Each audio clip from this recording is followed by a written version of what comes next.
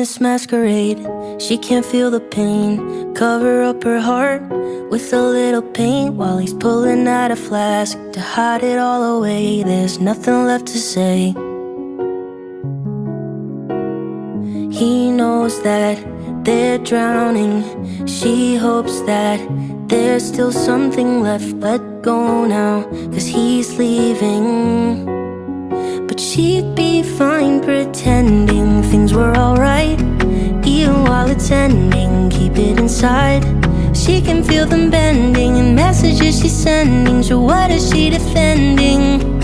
Even when she says she'll open her eyes, all her words are empty when she denies that she can feel them bending in messages she's sending. So what is she defending? But she'd be fine pretending.